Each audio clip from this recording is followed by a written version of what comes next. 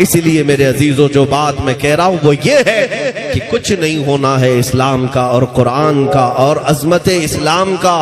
जो कुछ भी है आज हमारा और तुम्हारा इम्तिहान है। इस्लाम तो करबला के मैदान में भी लहलहाता रहा, हुसैन कट गए, बच्चे शहीद हो गए, लेकिन क्या इस्लाम खत्म हुआ? अहमद बिन हम्बल की पीठ पर कोड़े मारे जाते रहे। इमाम वक्त को, इमाम आजम अबू हनीफा का जनाजा जेल से निकाला गया, जेल की सलाखों में आपको रखा गया। तो क्या इस्लाम खत्म हो गया, फीका पड़ गया? इस्लाम चंगेज के जमाने में भी लहरा रहा था, हलाकू के जमाने में भी लहरा रहा था। हर सालिम अपनी अपनी ताकत के मुताबिक। चंगेज और हलाकू वो हैं जिन्होंने मुसलमानों की खोपड़ियों से मीनार तामीर कर लिए थे, दरियाए दजला को मुसलमानों के खून से लाल कर दिया था। लेकिन बगदाद में तब भी इस्लाम खत्म नहीं हुआ। चंगेज का दौर आया, हलाकू का दौर आया, यजीद का दौर आया, कई ऐसे जालिम आते गए, लेकिन इस्लाम का ये पौधा हमेशा हरा भरा रहा। आज के जालिमों तुम कान खोल करके सुन लो, ना तुम अपनी ताकत में चंगेज को पहुंचते हो, ना हलाकू को पहुंचते हो, ना तुम अपने जुल्म में यजीद को पहुंचते हो, ना फिरौन और हामान और शद्दाद को पहुंचते हो। तुम्हारी हैसियत तो उनके कीड़ों के बराबर भी नहीं है। उन जालिम और जाबिरों के जमाने में इस्लाम अगर फल फूल रहा था तो मैं यकीन के साथ कहता हूं, लाओ तुम्हारी सारी ताकतें, फिर भी यकीन ये कहता है कि सारे अंधेरों के अंदर भी अगर कोई रोशनी होगी तो मेरे दीन इस्लाम की होगी। बात है, वाह वाह वाह वाह, कुरान की होगी, मेरे मुस्तफा के नाम की होगी। अजीजान गिरामी, मैं अपने बच्चों को यही बात कहना चाहता हूं, हुजूर पाक सल्लल्लाहु तआला अलैहि वसल्लम के नाम पर अगर डराया जा रहा है, डरने की जरूरत नहीं। हाँ, शर्म और खौफ उसे होना चाहिए जो रेप के केस में अंदर जा रहा हो। जी क्या बात। शर्म और आर उसे हो जो चोरी के केस में अंदर जा रहा हो। अगर जराइम पेशा आदमी है, उसे जेल जाना पड़ रहा है तो सर झुका कर जाए। लेकिन इन जालिमों के सामने ये बात खुलकर कहना, अगर नाम मुस्तफा की बात आए, दोनों हाथ भी हाजिर है, पैर भी, इतना ही नहीं गर्दन भी हाजिर है मेरे नबी के नाम। सुभान अल्लाह, सुभान अल्लाह। लब्बैक लब्बैक लब्बैक या रसूल अल्लाह, लब्बैक लब्बैक लब्बैक या रसूल अल्लाह, लब्बैक लब्बैक लब्बैक या रसूल अल्लाह, लब्बैक लब्बैक लब्बैक या रसूल अल्लाह। नारे तकबीर, नारे रिसालत, मसलके आला हज़रत हज़रत हज़रत। अगर तुम्हारे सीने में ईमान मजबूती से आ गया तो फिर तुम्हें बड़ी कुछ ताकतें हासिल करने की जरूरत भी नहीं, कुछ तुम्हें करने की जरूरत नहीं। तुम्हारा चलना फिरना भी कुछ लोगों के लिए अजाब बन जाए। हाँ, तुम खाली हुजूर की सुन्नतों पर आकर के देख लो, एक बार ये मजमा तय कर ले कि जितने हैं अब सब दाढ़ी रख करके निकलेंगे, जितने हैं सब मेरे मुस्तफा की दाढ़ी सजा करके जाएंगे। फिर सुनो सुनो, मैं हाथ उठाने वाला आदमी नहीं हूं, वो नाथ खान लोगों से आप उठवाइए। अपने दिल से अगर तुम उठ गए तो बस काफी है। आज अगर यह अहद कर लिया कि मैं नबी पाक की सुन्नत पर अमल पैरा हो जाता हूं, मैदान में उतरता हूं, फिर तुम देख लेना, चलोगे फिरोगे, न तुम्हारे हाथ में किसी हथियार की जरूरत है, न किसी सामान की जरूरत है। जालिमों के दिलों पर अल्लाह वैसे ही तुम्हारी दाढ़ी का रौब पैदा फरमाता है, क्योंकि ये तुम्हारी अपनी नहीं है, ये मुस्तफा करीम की सुन्नत है, नबी करीम सल्लल्लाहु तआला अलैहि वसल्लम की सुन्नत है। आला हजरत ने एक वाकया लिखा है, सहाबी रसूल हजरत सलमा बिन अकवा का। एक सहाबी है जिनको हुजूर का सिपह सालार कहा जाता था, जमात का सिपह सालार, राजिलु रसूलिल्लाह, पैदल चलने वाले जितने भी हुजूर के सिपाही थे उनके ये सिपह सालार होते हजरत सलमा बिन अकवा। एक बार तवज्जो, मेरे आका के जो गुलाम होते हैं वो कछार के वो शेर होते हैं कि सामने की ताकतों को कभी नहीं देखते, कभी नहीं देखते। मदीने तैयबा में एक शख्स आया जिसका नाम था अब्दुर्रहमान काररी, कार्रा का रहने वाला। 400 लोगों को लेकर रात के वक्त आया और एक बागीचे में हमला किया, आग लगा दिया, दरख्त जलने लग गए और बहुत सारा वहां पर जो माल था, खजूरें, सामान, सब लूट करके भागने लगा। रात के वक्त सब सोए हुए थे और रास्ते में कोई नहीं था, सिर्फ हजरत सलमा बिन अकवा, ये एक ही साहबी थे। ये जिंदगी भर घोड़े पर सफर नहीं की, जहां जाते थे पैदल जाते थे। पैदल ही। इनको राजिल कहा जाता है, सिर्फ पैरों से चलने वाला। उस जमाने की सवारी थी घोड़ा।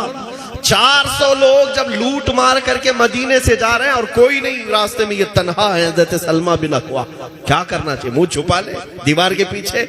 अल्लाह अकबर। जब मैं वो वाकया पढ़ रहा था मेरे रोंगटे खड़े हो गए। सलमा बिन अकवा अपने यहाँ जहां खड़े थे वहीं से उठ गए और कहा, इन दुश्मनों का पीछा करूंगा, एक भी खजूर अगर इनके जेब में बाकी रही मदीने की, उस वक्त तक लड़ता रहूंगा, छोड़ूंगा नहीं। निकल पड़े।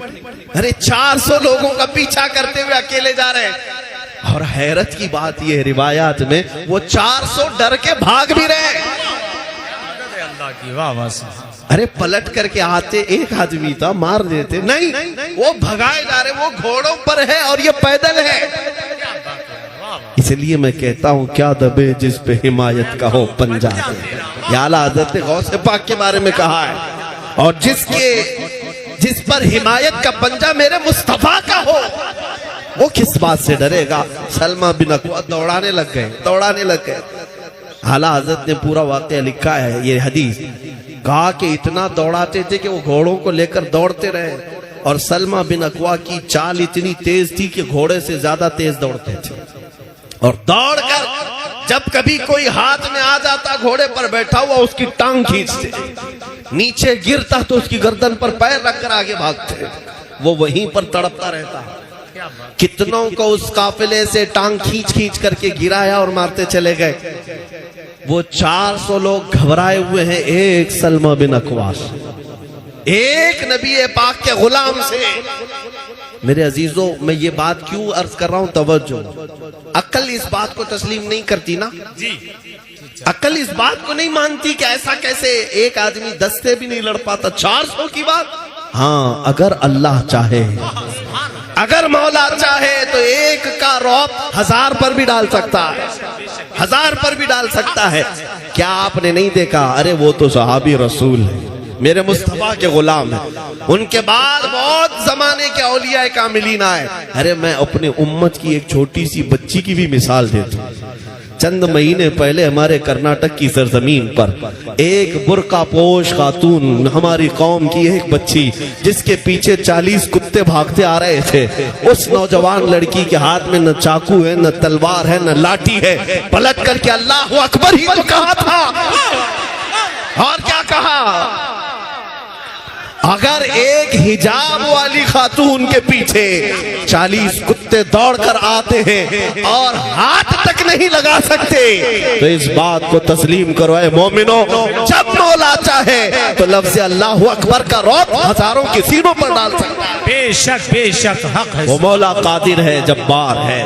सलमा बिन अकवा 400 को दौड़ा रहे, 10 इधर गिरे, 10 उधर गिरे, गिरते जा रहे और ये मुकाबला करते जा रहे हैं। यहाँ तक कि उनका जो सरदार था अब्दुर्रहमान कारी, वो पुकार कर कहने लगा, तुझे चाहिए क्या हमसे? तू कहां तक दौड़ाएगा? क्या चाहिए?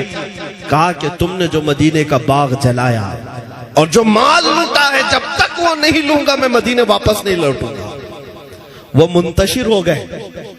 तो 400 जो थे, 15 इधर, 20 उधर, 25 इधर, सब पहाड़ों पर चढ़ने लग गए एक आदमी से जान बचाकर।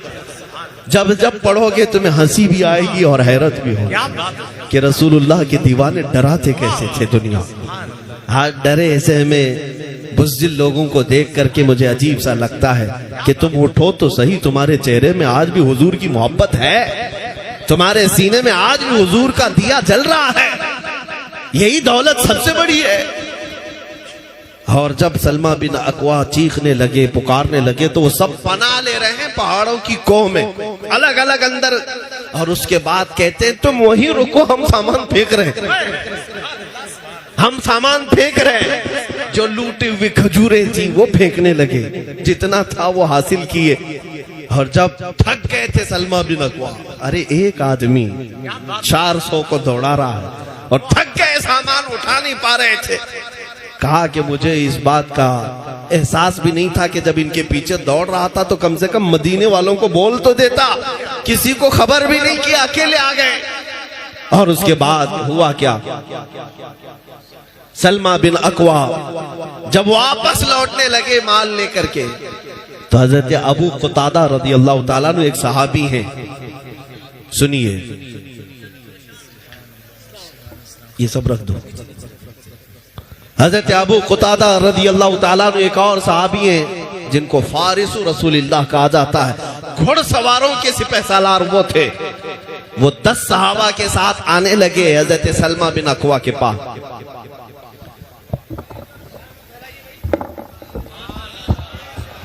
देखना है ना,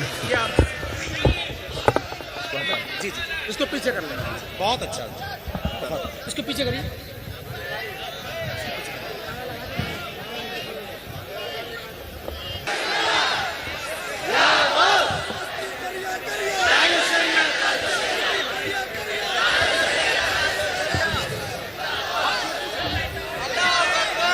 चल, अगर देखना ही अहम है तो हम खड़े होने पर भी फख्र महसूस करते हैं। हजरत सलमा बिन अकवा के पास एक सहाबी आए, हजरत अबू कुतादा 10 सहाबा को लेकर सवार, और बीच रास्ते में आए, कहा कि सलमा बिन अकवा हम तुम्हारी मदद के लिए आए हैं, हम तुम्हारी मदद के लिए आए, चलो उनको और दौड़ाते हैं। अब तवज्जो, हजरत सलमा बिन अकवा अकेले गए थे,